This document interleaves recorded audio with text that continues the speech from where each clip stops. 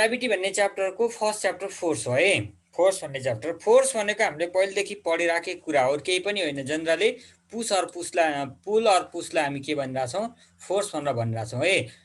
पुस अथवा पुललाई हामी के भन्यौँ, फोर्स भनेर भन्यौँ।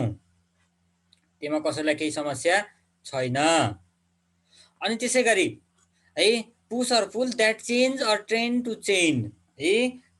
कुनै पनि एउटा बडी रेस्टमा बसिरहेको छ भने पछाडि त्यसलाई चाहिँ एकछिनलाई रेस्टमा बसिराख्न भनेर भनियो है। कुनै पनि बडी रेस्टमा छ भने पछाडि रेस्टमै बसिराख्ने, र यदि मोसनमा छ भने पछाडि कन्टिन्युस दौडिरहेको छ भने पछाडि त्यसलाई हामी के भनेको छौँ, इनर्सिया भनेर भनिरहेको थियो हो। त्यसलाई चाहिँ ब्रेक गऱ्यौँ भने पछाडि हामी के भन्छौँ, त्यसलाई फोर्स भनेर भन्ने भयौँ है।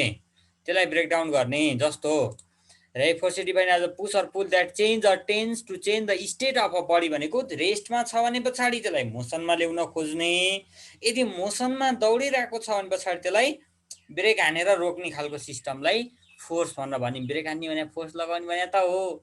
Is at rest or uniform, U N I F R M, uniform motion along the straight line, straight लाइनमा दौडिरहेको छ भने पछाडि। Force is a vector quantity.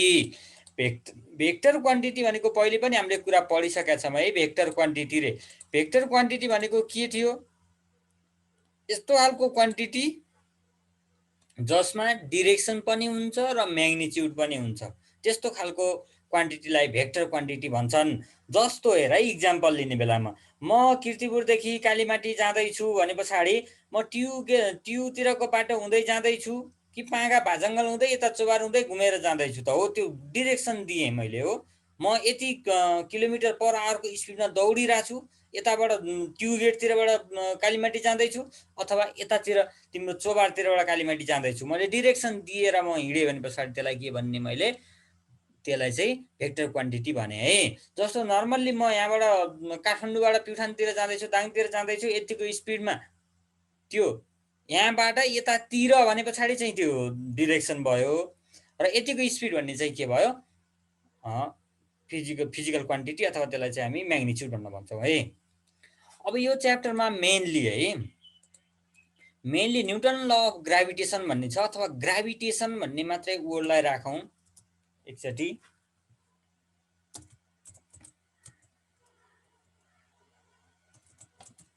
Gravitation, यो ग्राभिटेसन भनेको के रहेछ रे भनेदेखि है, युनिभर्समा भएका जति पनि अब्जेक्टहरुमा एक अर्कामा फोर्स लाग्छ रे, तानातान हुन्छ रे है। युनिभर्समा भएका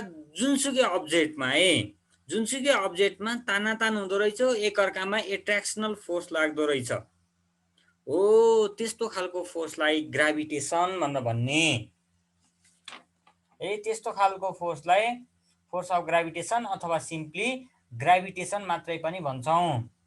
सर एकचोटि फेरि भनिदिनु न। म लेखिदिन्छु।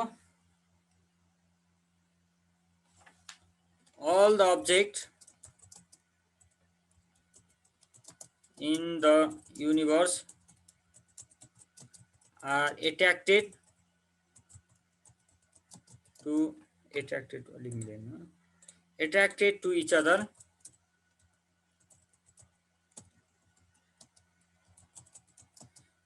by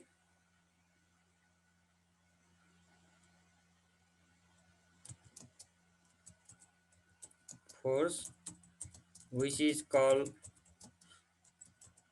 force of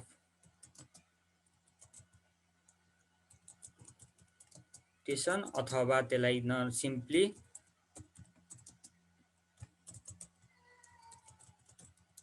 ग्राभिटेसन मात्रै भन्ने। युनिभर्समा भएका अल अब्जेक्टमा के हुँदो रहेछ रे कारनामा भनेदेखि एक अर्कामा तानातान हानाहान हुँदो रहेछ है। जस्तो सनले अर्थलाई तान्छ, अर्थले सनलाई तान्न खोज्छ, तर के गर्नु, अर्थ सानो छ, सनले उतैतिर तानेर लगिदिन्छ है। एउटा मोटो मान्छे, एउटा सानो पातलो मान्छे, दुईवटा तानातान गर्यो भने के हुन्छ, मोटो मान्छेले आफूतिर बढी तान्ला नि त त्यो पातलो भएकोलाई, तर तान्न त पातलोले पनि आफूलाई मोटोलाई तानिरहेको हुन्छ नि आफूतिर तान्न त, तर सक्दैन र मात्रै हो। नसक्ने प्रब्लम त उसको प्रब्लम होला हैन। त्यो कारणले गर्दा के हुँदो रहेछन् त, तिनीहरू एकअर्कामा तानातान हुँदो रहेछन्। त्यस्तो तानातान हुनेवाला फोर्सलाई ग्राभिटेसन भनेर भन्ने।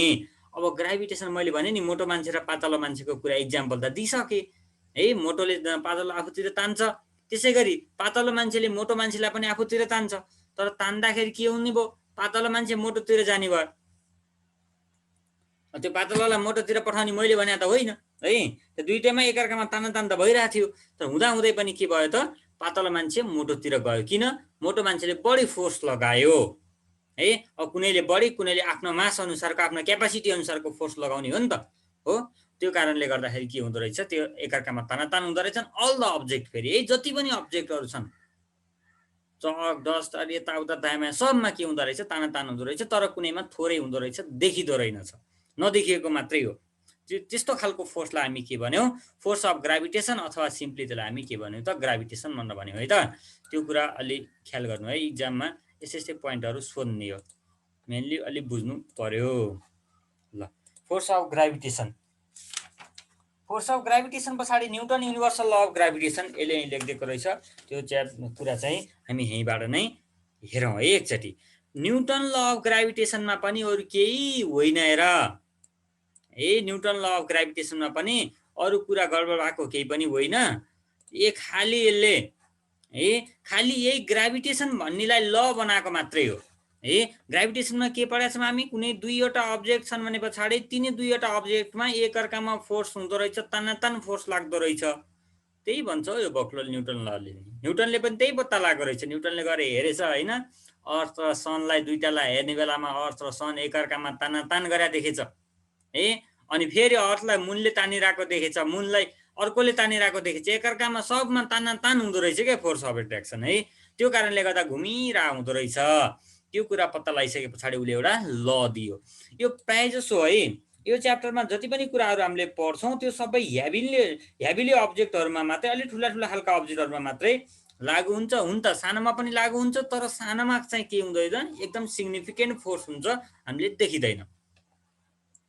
तिमीहरूलाई पढ्ने पर्ने कुरा के हुन्छन्, घोक्नु पर्ने, त्यो म भनिदिन्छु है त। Newton law of gravitation states that है त force of attraction between any two object, any two object अथवा two bodies is directly proportional to the है। के भनेको छ राम्रोसँग ख्याल गर है। The force of attraction between any two body, force of attraction between any two bodies is directly proportional to है। फोर्स अफ एट्र्याक्सन अब मैले यहाँनिर लेखिदिन थालेँ अलिकति केही कुरा है। Directly the force of attraction that is भनौँ, द्याट डट इज है। Force of attraction F directly प्रोपोर्सनलको सिम्बल खोज्नु पर्यो। प्रोपोर्सनल सिम्बल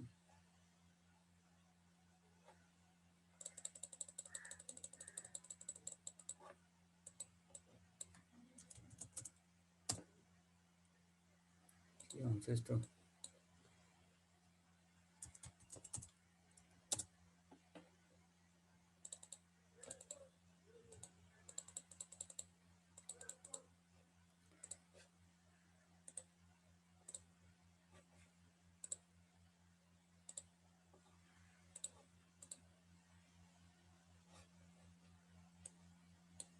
प्रोपोर्सनलको सिम्बल यहाँनिर हुन्छ क्या, राम्रोसँग राखिदिएको हुन्छ प्रोपोर्सनल साइन।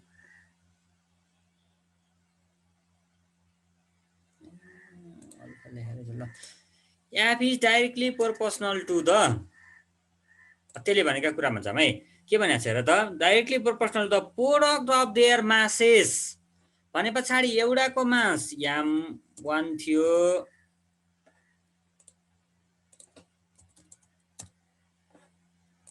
एउटाको मास m1 थियो है।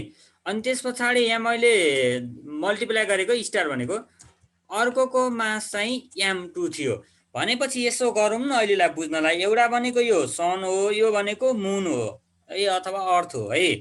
अर्थ र दुईटाको मास मैले अर्थ र सनको दुईटाको माससँग, मासको प्रोडक्टसँग डाइरेक्टली प्रोपोर्सनल देखाएँ भन्न खोजेको के हो। यदि मैले अर्थको मासलाई बढाएँ अथवा कुनै दुईवटा अब्जेक्ट भन न, एउटा सिम्पल एउटा अब्जेक्टको मासलाई इन्क्रिज गरेँ भने पछाडि त्यहाँ हुने ग्राभिटेसनल फोर्स इन्क्रिज हुँदो रहेछ। यदि कुनै एउटाको मासलाई डिक्रिज गरेँ भने पनि के हुँदो रहेछ, डिक्रिज हुँदो रहेछ। अथवा मैले दुईवटैको मासलाई इन्क्रिज गरे भने फोर्स इन्क्रिज हुँदो रहेछ, दुईवटैको मासलाई डिक्रिज गरे भने फोर्स डिक्रिज हुँदो रहेछ। प्रोपोर्सनल टु द त्यसै गरी है product of their masses and inversely proportional to the square of the distance between their center. CENTRE.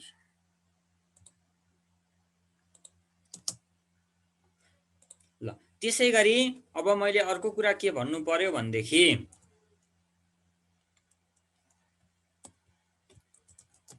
and force F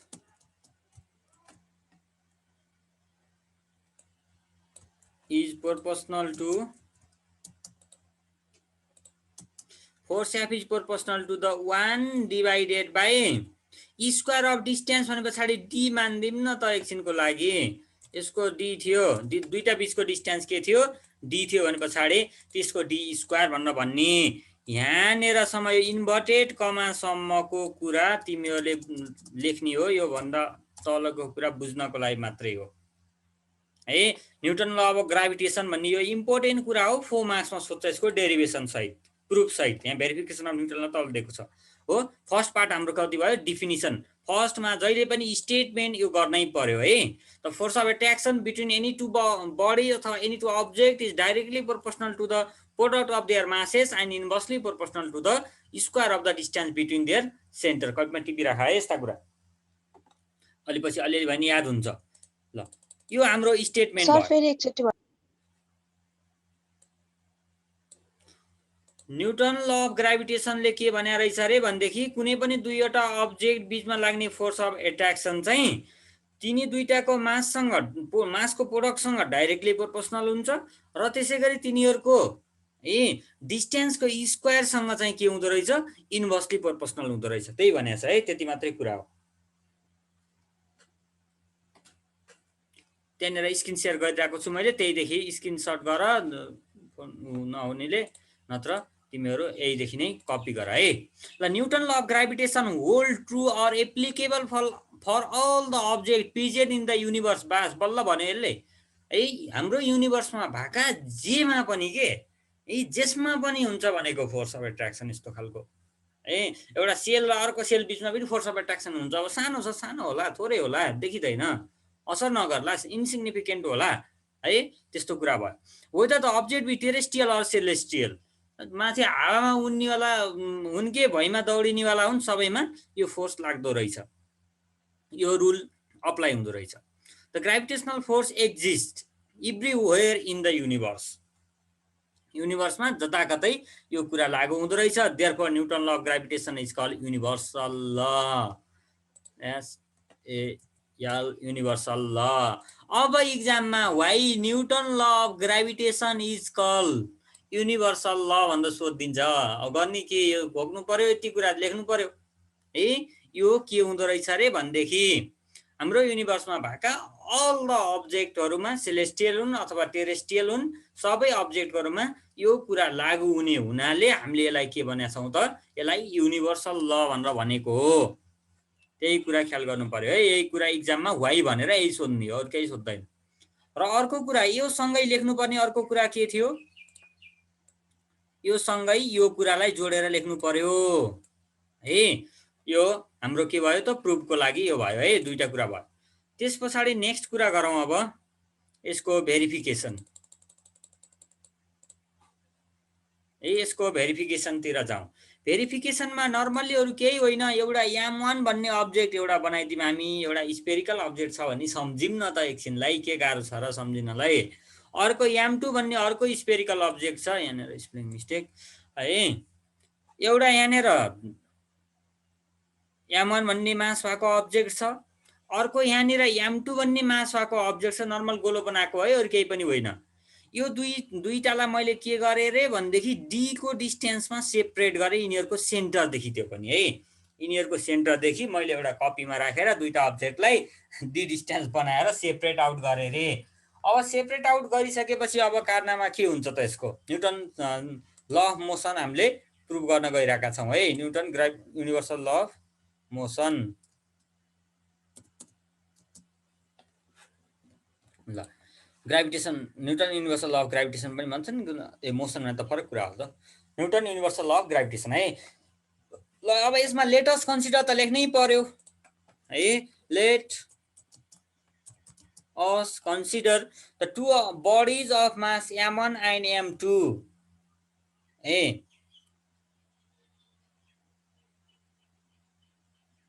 m1 and m2 with force F acting between them towards their center force कतातिर लाग्दो रहेछ यसले यतातिर तान्दो रहेछ यसले यतातिर आफूतिर तान्दो रहेछ m1 ले m2 ले फेरि आफूतिर तान्दो रहेछ है m1 ले के गरिरहेछ यतातिर तानिरहेको छ है यतातिर आफूतिर तानिरहेछ m2 ले फेरि यता आफूतिर तानिरहेको छ यसलाई m1 लाई है एकअर्कामा तानातान भयो यिनीहरुको हो त्यो तानातान भइसकेपछि अब के गर्ने if the distance between their centre is D हेर त distance between their centre is D यिनीहरु बीचको डिस्टेन्स चाहिँ कति रहेछ रे डी रहेछ रे है यहाँदेखि यहाँसम्मको होलसेल यिनीहरुको डिस्टेन्सलाई मैले डी लेट गरे अथवा डी डिस्टेन्समा यिनीहरुलाई सेपरेट गरेर राखे राखिसके पछाडीको कारनामा हेर्दै जाम न्युटन फर्स्ट ल अफ मोसनले के भन्छ त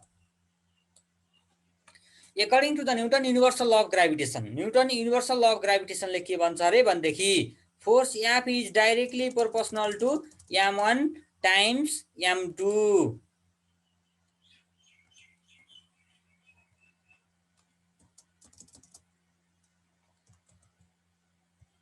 m1 star m2 लेखे मैले नर्मली बुझिराख m1 times m2 भने हो यो भने है m1 times m2 भयो टाइम्स इन्ट्रोड्युस गरिदिनु न त टाइम्स भन्ने यस्तो हुँदो रहेछ नि त फेरि सर त्यो स्टार भने के हो भन्छौ त्यो भएर मैले टाइम्स गरिदिएँ यसलाई इक्वेसन फर्स्ट भनिदिउँ न त धेरै किन कुरा गर्ने है यसलाई इक्वेसन मैले के मानेको छु फर्स्ट इक्वेसन माने यहाँसम्म त कुरा क्लियर छ किन अघि नै आइसकेको कुरा हो यो है यहाँसम्म त m1 m2 त कुरा क्लियर छ अघि नै आइसकेको कुरा हो यो फिगर नेसेसरी छ है फिगर बनाउनै पर्छ ल त्यसैगरी नेक्स्टमा according to the newton universal of gravitation भन्यो यसले सिधै दिइहाल्यो एकै ठाउँमा है अब अगेन यो भने कति छ D square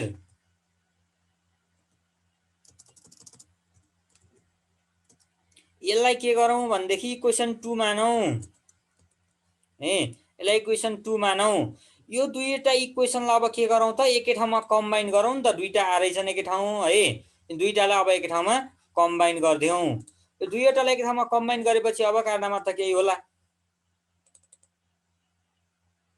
combining 1 and 2 we get equation first and second we get हामीले दुईवटालाई कम्बाइन गर्यौं भने पछाडी के बन्दो रहेछ त f is proportional to m1 m2 divided by d square हेर त माथि त त्यस्तै थियो कि थिएन हेर त एउटामा m1 times m2 थियो तल अर्कोमा के थियो 1 by d square थियो भने पछाडी त हामीले m1 m2 divided by d square हुन गयो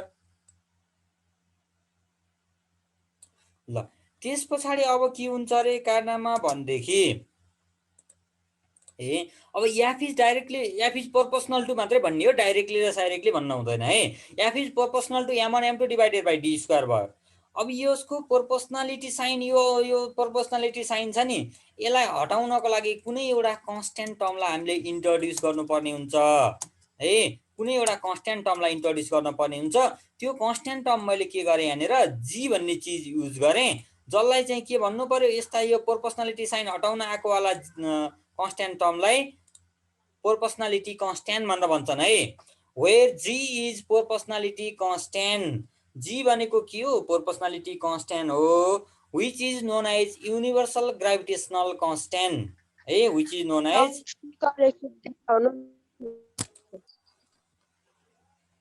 के भन्यो मैले बुझिन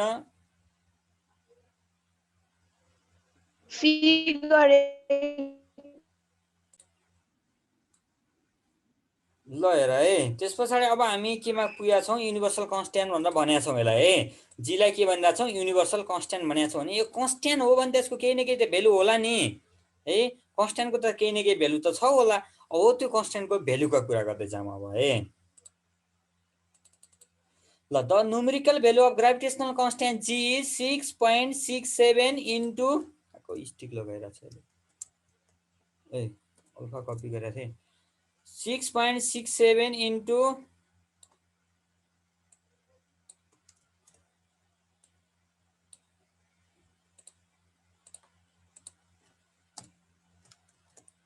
10⁻11 अरे युनिट खोइ त newton metre square per kg square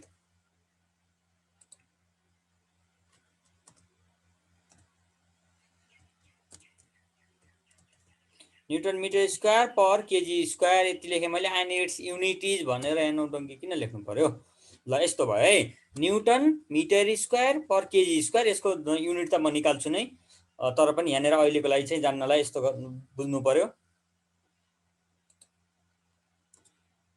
ल है के रहेछ जी को भ्यालु कति हुँदो रहेछ 6.67 into 10⁻11 newton metre square per kg square यो भ्यालु रटान हुनु पर्यो किन हामीले न्युमेरिकलमा एभ्री पोइन्टमा एभ्री स्टेपमा यो भ्यालु हामीलाई चाहिन्छ न्युमेरिकल गर्ने भने मैले फर्मुला पढाइसकेँ एउटा फर्मुला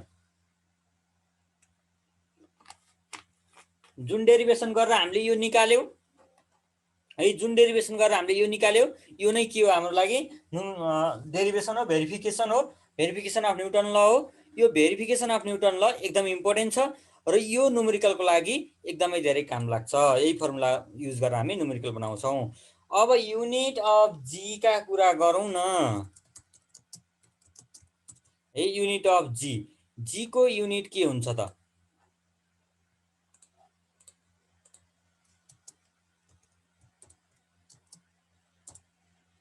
युनिट अफ जी है जी को युनिटका कुरा गर्ने बेलामा फर्स्ट अफ अल मलाई के चाहियो भनेदेखि माथिकै फर्मुला चाहियो अब है माथिकै फर्मुला चाहियो माथिको फर्मुला यसलाई कपी गरौँ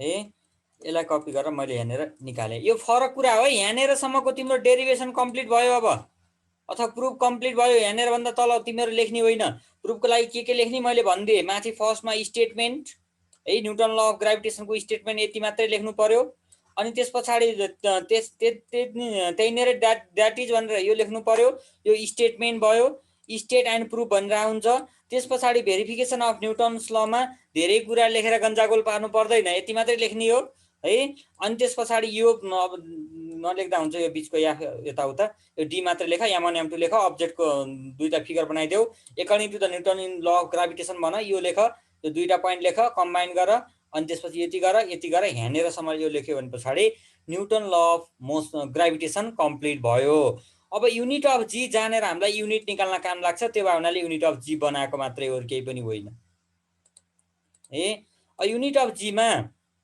यसो गरौँ न त जीलाई एकतिर राखौँ अनि अलि मजा हुन्छ होला नि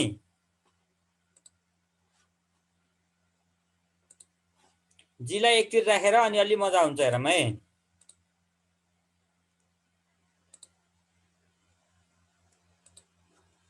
जीलाई एकतिर राख्यो भने पछाडि बाँकी भयो फर्स्टमा के यहाँ बाँकी भयो डिभाइडेड बाई कति होला ए m1 m2 यस्तो लेखा छ ले यो m1 m2 हो है खास सब स्क्रिप्टमा हुनुपर्ने